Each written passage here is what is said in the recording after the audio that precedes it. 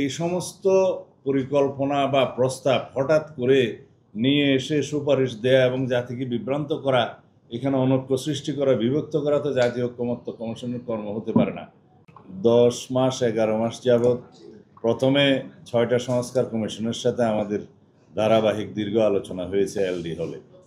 তার মতামতের ভিত্তিতে, রিপোর্টের ভিত্তিতে জাতীয় ঐকমত্য কমিশন গঠিত হয়েছে, যার সভাপতি মাননীয় প্রধান উপদেষ্টা, এবং সংস্কার কমিশনগুলোর চেয়ারম্যানদের, সভাপতিদের সদস্য করা হয়েছে, সভাপতি করা হয়েছে প্রফেসর আলী রিয়াজ সাহেব। এখানে কোনো দাবি নিয়ে তো আলোচনা হয়নি। সংস্কার কমিশনের কিছু প্রস্তাব এবং জাতির বিভিন্ন শ্রেণী পেশার মানুষের কিছু প্রস্তাব এবং তাদের দাবি দেওয়ার প্রেক্ষিতে আমাদের মতামত, এগুলো আমরা লিখিত যেগুলো জবাব দিয়েছিলাম, তার প্রেক্ষিতে একটা প্রতিবেদন প্রকাশ করা হয়েছে। সেই প্রতিবেদনের উপরেই মতামত আহ্বান করা হয়েছে, রাজনৈতিক দলগুলোর সাথে আলাপ আলোচনা হয়েছে। 23টা কার্য দিবসে দীর্ঘ 3 মাস ব্যাপী সেই দ্বিতীয় পর্যায়ের আলাপ আলোচনা হয়েছে। সেটা 31শে জুলাই সমাপ্ত হয়েছে দ্বিতীয় পর্যায়ের আলাপ আলোচনা।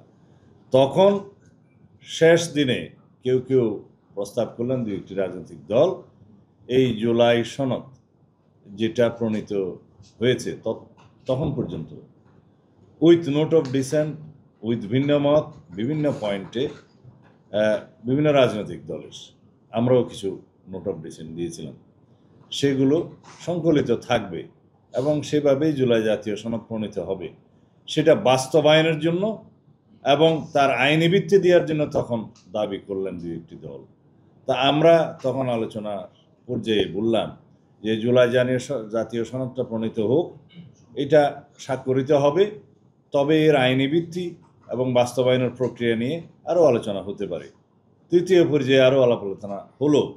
সেই আলাপ আলোচনার ভিত্তিতে আমরা এই জুলাই জাতীয় সনদের 84টি দফার মধ্যে যেভাবে আমরা ভিন্নমত দিয়েছিলাম, নোট অফ ডিসেন্ট দিয়েছিলাম, সেই সমস্ত দফায় সকল রাজনৈতিক দল যারা ভিন্নমত এবং নোট অফ ডিসেন্ট দিয়েছে সেগুলো দফাওয়ারি উল্লেখ করার জন্য আমরা আমাদের প্রস্তাব দিলাম এবং সেটা হলো।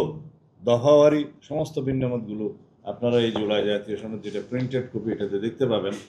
প্রত্যেকটা প্রস্তাবের বিপরীতে রাজনৈতিক দলসমূহের ঐকমত্য এবং নোট অফ ডিসেন্ট উল্লেখ করা হয়েছে, কারা কী কী নোট অফ ডিসেন্ট দিয়েছে। আমি এখানে 70 অনুচ্ছেদের একটা নোট অফ ডিসেন্ট আপনাদের সামনে জাস্ট বলতে পারি। এখানে লেখা আছে, অবশ্য কোনো রাজনৈতিক দল বা জোট তাদের নির্বাচনী ইশতেহার উল্লেখপূর্বক যদি জনগণের ম্যান্ডেট লাভ করে, তাহলে তারা সংবিধান সংশোধন ও জাতীয় নিরাপত্তা, যুদ্ধ পরিস্থিতি বিষয়গুলো সংযোজন করতে পারবে। অর্থাৎ এর আগে 2টা বিষয়ে সবাই সম্মত, একটা হলো আস্থা ভোট আর একটা হলো অর্থ বিল। এই 2 বিষয়ে সবাই সম্মত, কিন্তু কেউ কেউ সংবিধান সংশোধনের বিষয়টি 70 অনুচ্ছেদে এমপিদের স্বাধীনতার বাইরে রাখতে চেয়েছেন, আমরাও চেয়েছি। এবং তার সাথে আমরা বলেছি, রাষ্ট্রে যদি কোনো সময় যুদ্ধ পরিস্থিতির মতো অবস্থা হয়, সেই ক্ষেত্রেও এমপিরা যেন দলের পক্ষেই ভোট দেন।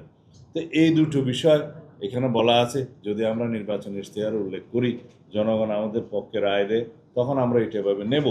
এবং সেখানে পরিষ্কারভাবে বলা আছে যে অবশ্য কোনো রাজনৈতিক দল বা জোট তাদের নির্বাচনী ইশতেহারে উল্লেখপূর্বক যদি জনগণের ম্যান্ডেট লাভ করে, তাহলে তারা সেই মতো ব্যবস্থা গ্রহণ করতে পারবে। এটাই তো জুলাই জাতীয় সনদ।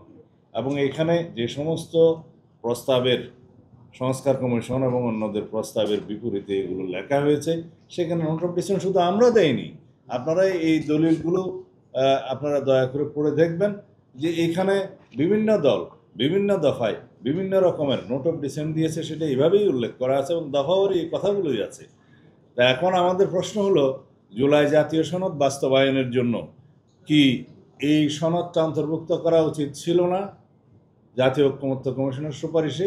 কিন্তু তারা এই ডান পাশের সমস্ত মতামত ওমিট করে গিয়েছে, বাদ দিয়ে দিয়েছে। শুধু তাদের প্রস্তাবগুলো উপরে তারা একটা তফসিল রচনা করেছেন।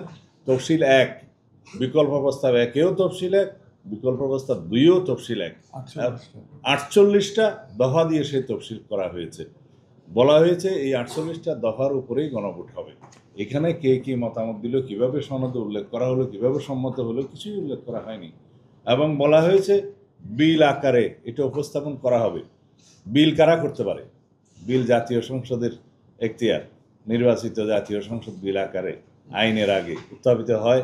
সেই bill first reading, second reading, third রিডিংয়ের পরে, জনমত যাচাইয়ের পরে, স্থায়ী কমিটিতে আলোচনা করার পরে সেই বিলটা গৃহীত হলে সেটা আইনে পরিণত হয়।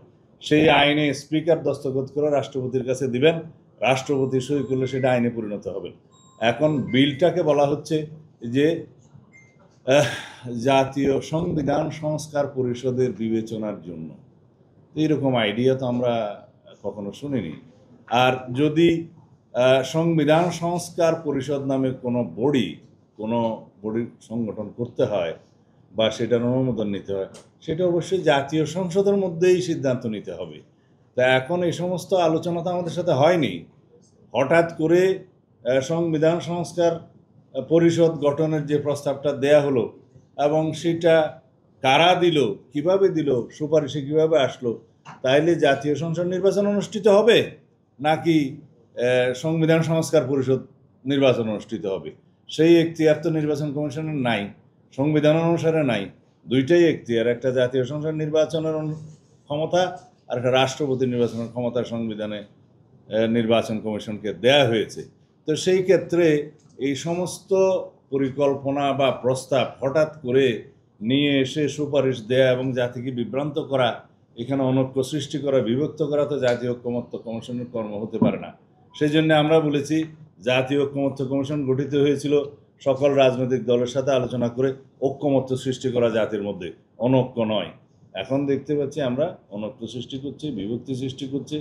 সেটার কোনো উদ্দেশ্য আছে কিনা আমরা জানি না। তা আমরা আশা করি সংবিধানের বিভিন্ন সুস্পষ্ট নির্দেশনা অনুসারে জাতীয় ঐক্যমত্য কমিশনের গৃহীত সকল ঐক্যমতের ভিত্তিতে সকল সনদ যেটা গঠিত হয়েছে প্রস্তাব অনুসারে আমরা যেভাবে সম্মত হয়েছি সেইভাবেই আমরা এই জাতীয় জুলাই সনদ বাস্তবায়নের জন্য অঙ্গীকারাবদ্ধ। জাতীয় সংসদ নির্বাচনের পরে সেটা পূর্ণাঙ্গভাবে আইনি রূপ পাবে, সংবিধান অন্তর্ভুক্ত হবে। এই লক্ষ্যে আমরা সবাই কাজ করার জন্য সরকারকে, জাতীয় ঐক্যমত্য কমিশনকে এবং সকল রাজনৈতিক দলের প্রতি আহ্বান জানাচ্ছি। আমার একটা প্রশ্ন আছে।